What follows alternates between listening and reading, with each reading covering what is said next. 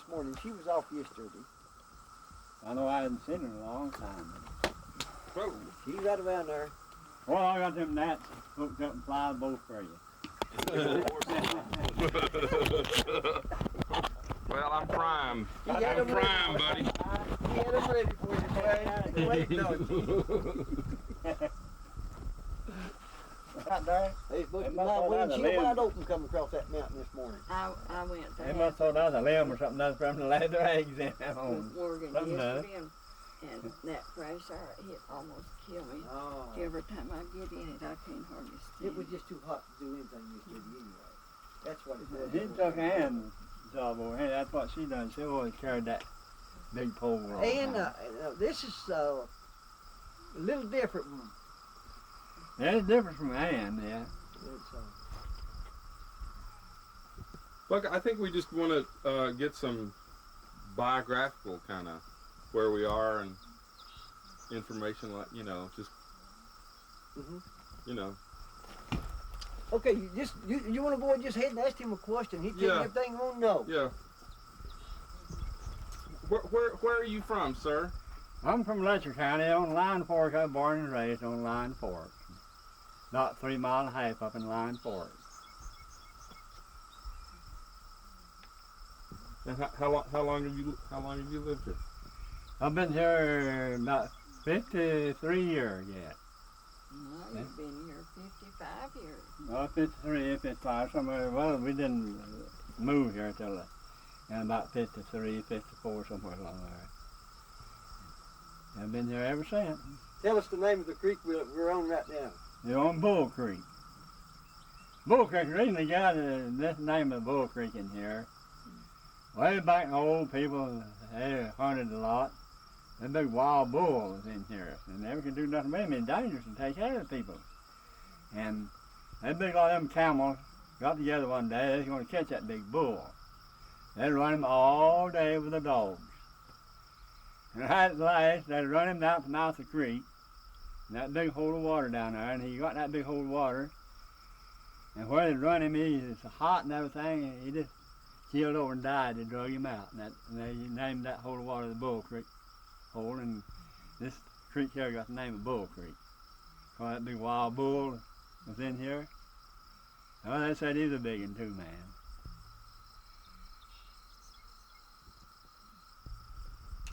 Great. That's amazing.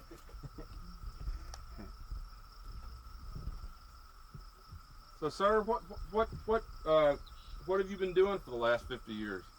50 years? Yeah, what's been going on? Well, now, in 50 years, I started out working for John Watt and Ed Garrett in here, in the timber woods here. Then I married and settled down in here. Then from that, I made a little liquor and sold it for a living for about a year. Then from that, I went to working in the mines. Then after I got mashed up in the mines, why, I didn't go back to mines for a while. I went to working at a little sawmill.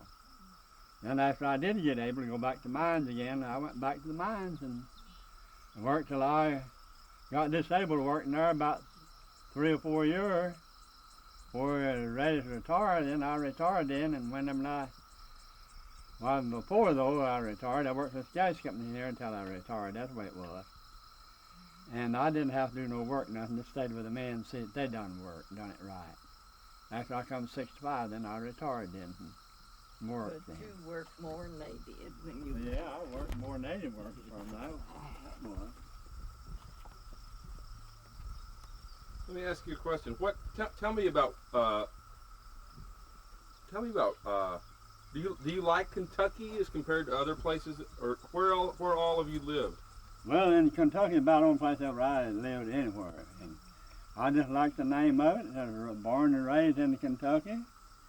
Seems like you got more freedom in Kentucky, more scenery to look at than in Kentucky and anywhere else. The timbers and the hills and everything. And I just like Kentucky. Better do the other places. Were you ever tempted to move into town? Have you ever lived in town? No, I never did live in town, but I bought a place. I was figuring on moving out of here, going to out the inside of Lexington, that Toyota plant there on the inside of it. I bought 5 acres out there, and I then moved down there, and everybody wanted this place here, but the road, they didn't want it on account of the road, and I never did sell it, and I can't move off and leave it. And here, if I do, it wouldn't stand no time somebody'd burn it down for me. That's then about what happened to all these houses at certain bunch. That's their habit, wanting to burn down the houses and everything. And so we just stayed here up till now. Let me change it right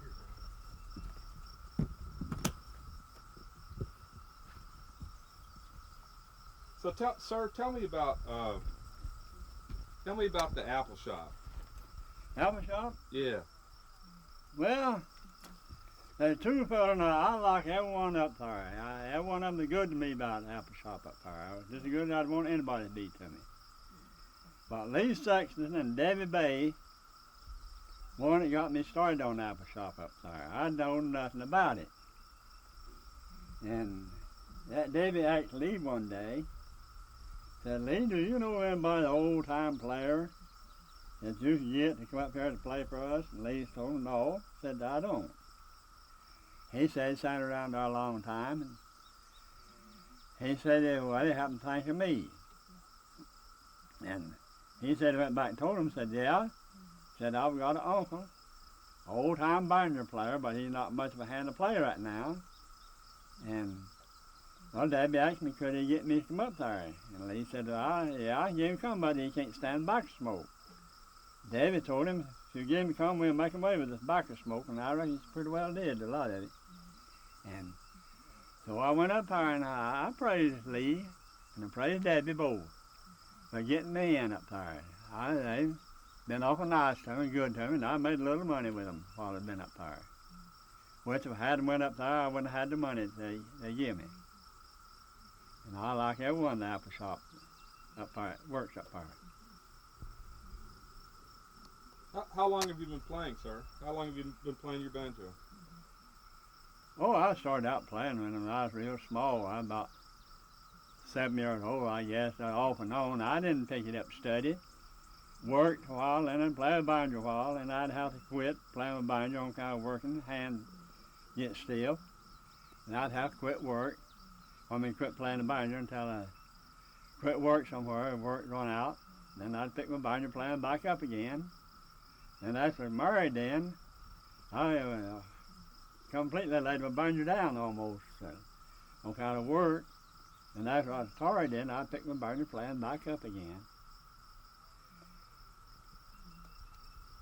I heard a story, Ann Johnson told me a story about you and a friend of yours made a banjo out of it was a tub or something, it was a bucket or something. No, what happened to that there, when I was growing up, we'd have dances and people had banjos over there, and they wouldn't loan us none, they wouldn't go to our dances, wouldn't loan us the banjo. Then we caused them one day, we decided to make some out of an old lard bucket. Cut the bottom out of an old lard bucket, and made us a neck put in it, and bought some string put on it, and when they went to have a dance, not one of us couldn't play to no good, but we made a heck of a racket out of them old buckets. So one guy on one side of the room and another on the other, and then they run sets all night with them old lard bucket banjos. We thought we was doing something great with them bucket banjos. And then after I growed up, then I worked about 50 cents a day and $1 a day, and I saved the money all up. When I got enough saved up, I ordered that banjo out of Roebuck, give $10.83 for it. And I still got the banjo yet. I wouldn't take nothing for the banjo. I've been offered $600 for it and dared to take it, and I won't take it. It rings almost as good as my new one does. How did you learn how to play? Well, I just picked it up hearing everybody else play a banjo. It run in a generation, the banjo playing did. And I'd hear them play a song, I'd go to humming that song until I learned the tune of it. Then whenever I got to where a banjo was, well, I'd go to humming that song and pick the banjo up and try and hit the notes of a humming of the song, and finally I learned how to play the banjo then. You ever hear Uncle Dave make him play? Yeah, I used to have a lot of his records and broke them up. Yeah, I used to have a lot of his records. He put out one about I'll Tickle Nance and Nance will Tickle Me. That was a real good record, but it broke the head up the young ones did.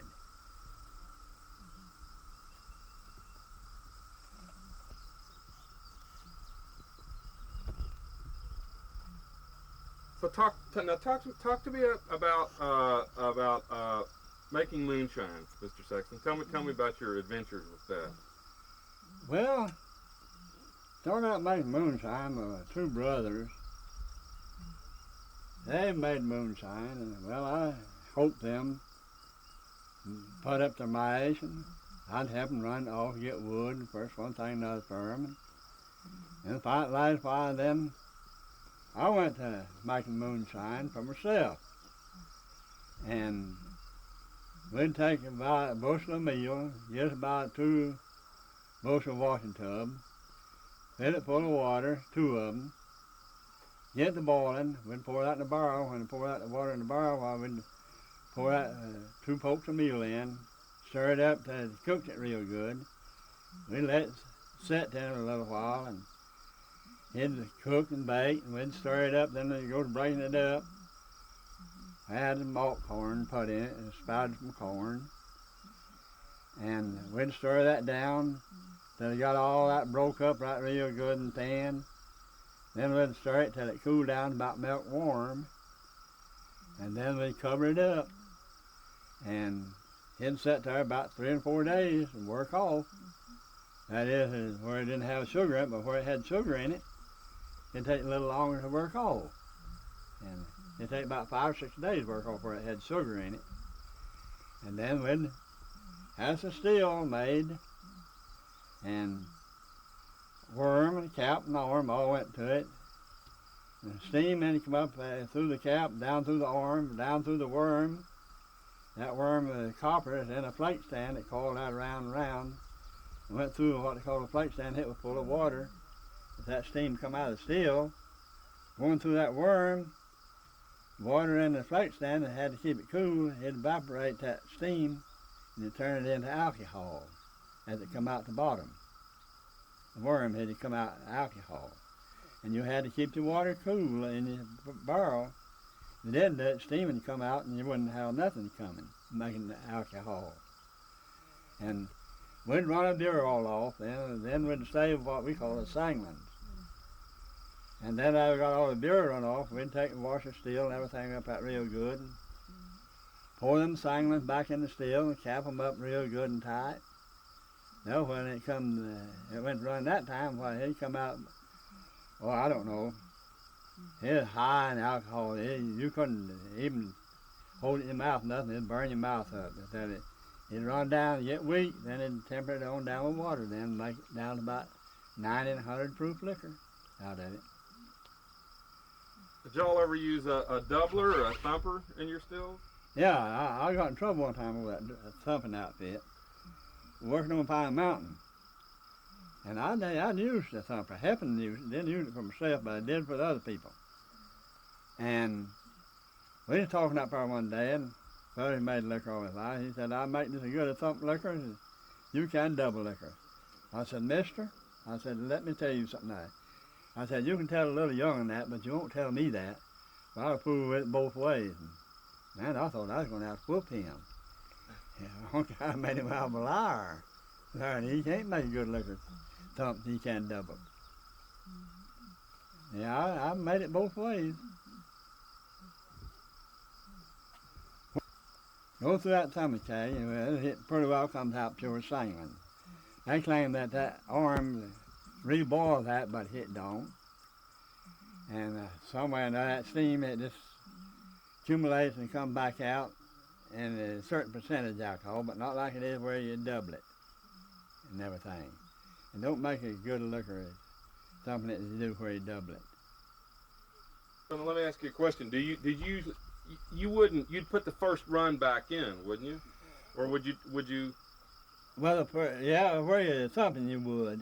In the Because it'd be thumping keg, sweet. but where you're doubling it back, or you'd run all your barrels, save the sangling, pour them in something there where they wouldn't lose the strength, keep them covered up until you get all your beer run off. Then you had a lot of sangling. Well, just ever how many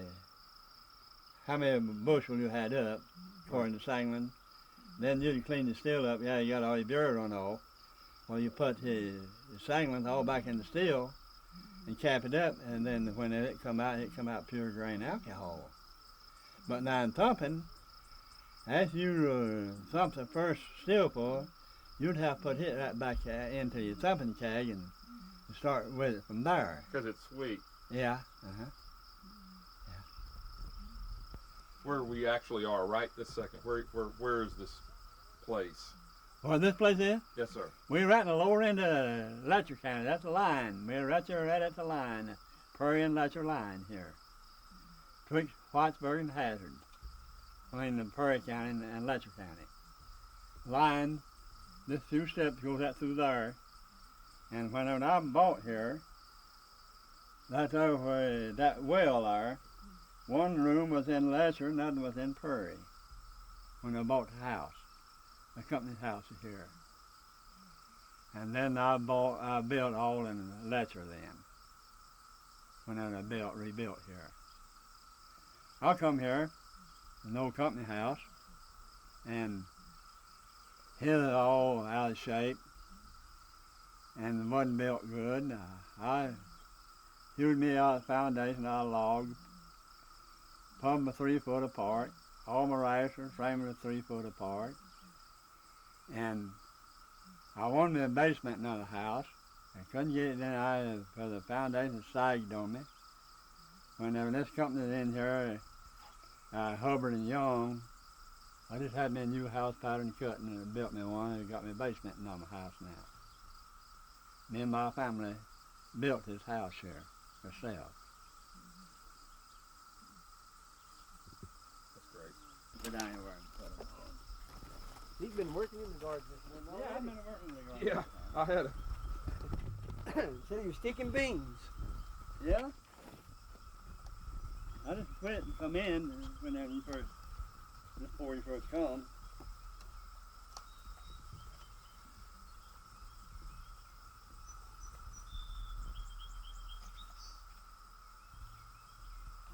I want you to come in the house and look what I got done since you wasn't here. Okay, wait till they get back out of the way here and we'll do that. I want to see what you've done. She's hardly a girl up there on the mountain. Well, she's done a good job of cleaning up her house. I got her to clean the kitchen and some in the living room, but I've done the rest of it. And then she done the outside of the house. Look how clean she was. Yeah. And so you just want me to just walk around? Okay, hang on 1 second. Put a new battery in this thing. 1 tiny second. They're in the shower room. We need a new one. Oh, okay. Okay, yeah. Yes, sir. Just walk over to the garden and tell us what you have over there. Well, I ain't we got very much in the garden, but ain't ever put out nothing much in it.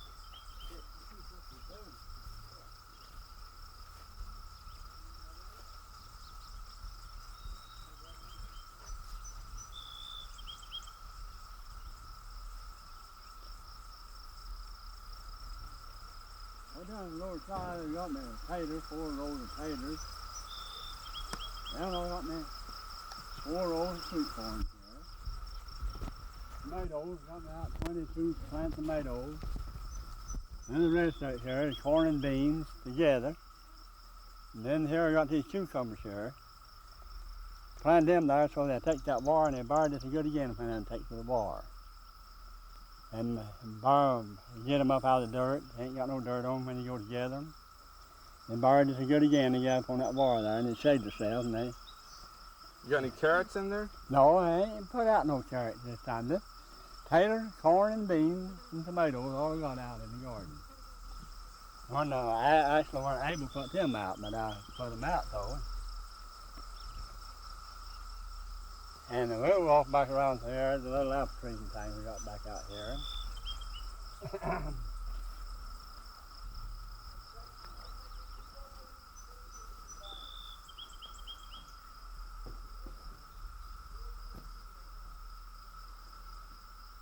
at the apple trees here, boy, the best apple trees right on the place out there. Dying out and trying to root up on each other.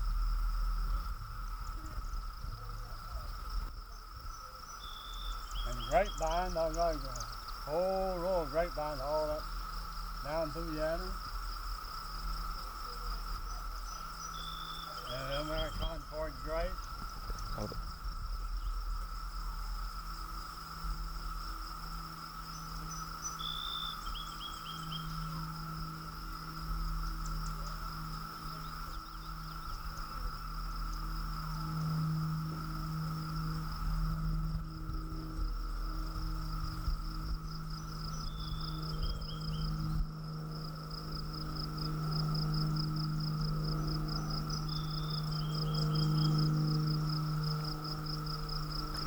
What sort of little trees do you have back here, sir? That down yonder is a plum tree, old-time plum tree. And that tree there is a Stamen wine sap. That's an old-time Stamen wine sap. They're real good apple, boys. Then they got some orchard trees back around the back of the house out here. And they're full of apples they can be, boys. They don't look like they got many on them, but they're loaded with apples. So how long have you lived on this place right here? Been here about 54 years. Mm-hmm. Yeah, been here about 54 years, 53, 54 years. Are you a religious man, sir? Well, I ain't been right here lately. I'm trying to be one. I was in the hospital. Everybody prayed for me down there. They come in there and prayed, and what I find out that my doctor prayed for me. He didn't want to do the surgery done on me. He kind of doubted it. And they said that he come back out of the operating room. They said that was one of the happiest men that he saw in his life. Said that man had pulled through. And they had people come in there and prayed for me. And I was doing everything I can do to live right, boy, from now on. Be good to everybody, treat everybody alike, no lying, nothing. Try to be and treat everybody alike, be honest and good to them. Is this a new thing for you? Were you? Yes, it is me too, boy, and I'm going to try to live by it too, boy. For the operation I went through, there wasn't nobody had any idea how to go through it. And I come out of there, well, it was 4 days and 5 nights. They had me knocked out. I didn't know nothing.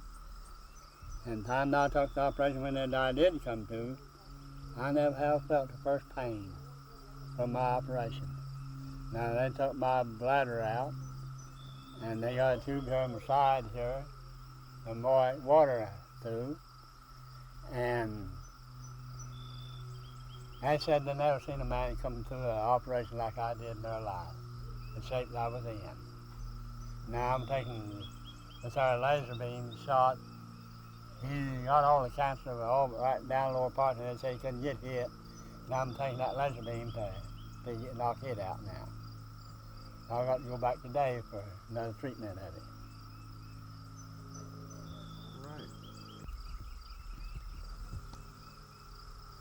Right.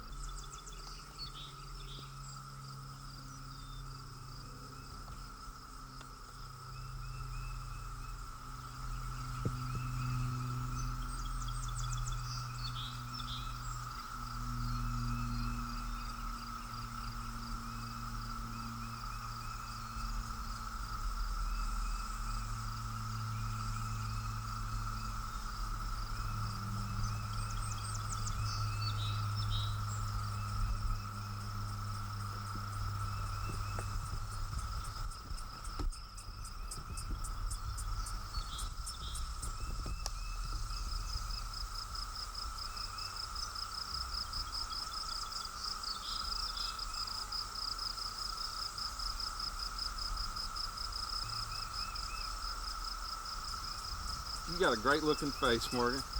Oh, thank you very much.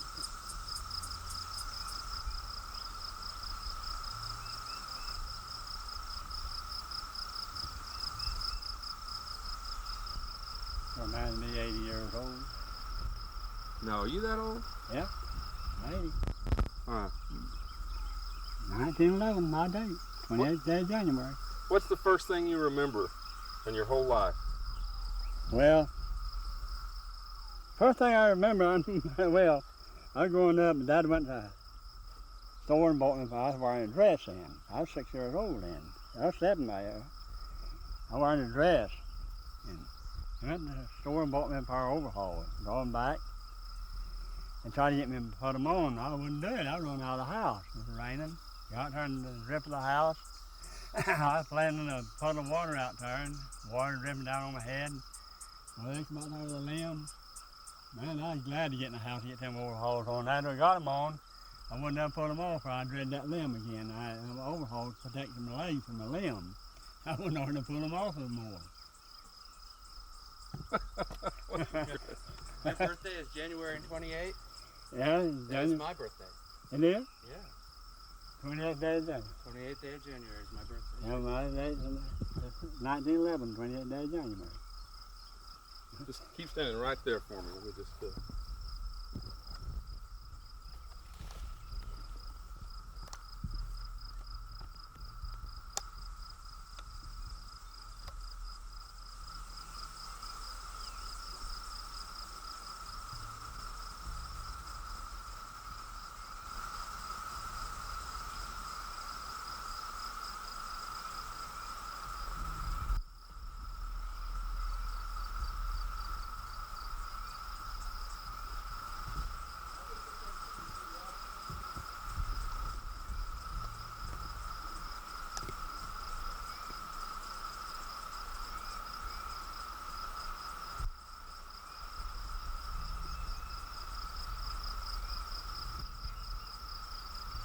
All right. Thank you. Thank you very much. I want to show you first the apple I got out there, if you don't mind walking around that part. No, let's do it. Okay. When that time to get ready to go. Yeah, sir. I'm walking. We're at 27.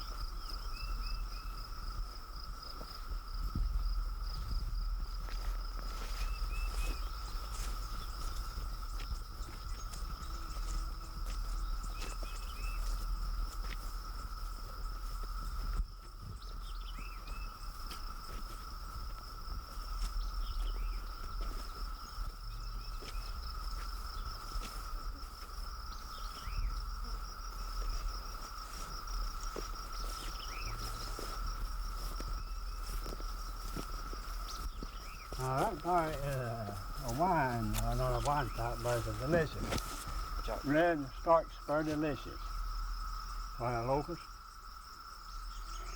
And this tree here is trying to die out on me.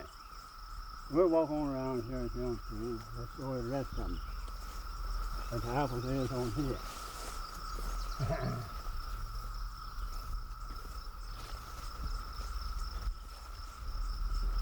That water full, and this is here I'll pick an awful lot of apples off this tree here. This apple tree, they call it a Malibu. It's a late June apple. They're red striped apple. Boy, some of the best apples ever eaten out here. And then this is here, there's the Yaller Delicious. You want to,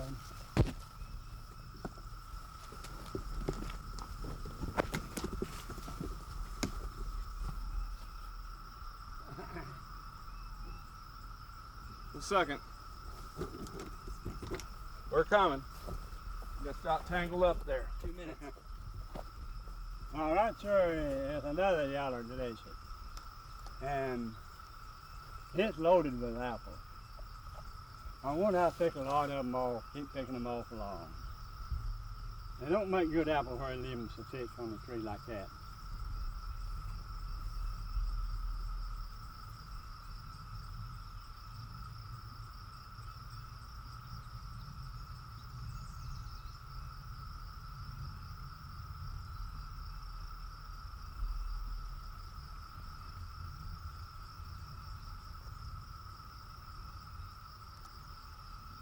Do you drink anymore? Ain't drunk none over 30 years. Ain't smoked a cigarette in over 30 years. I smoked and I drunk. I laid it all down. It come my day to lay it down.